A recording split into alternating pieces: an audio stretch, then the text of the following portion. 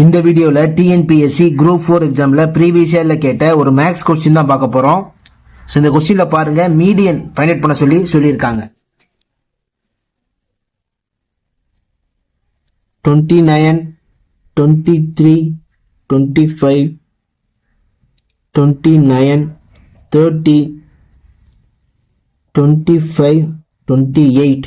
First அவங்க கொடுத்திருக்க நம்பரை அசெண்டிங் ஆர்டர்ல எழுதணும்.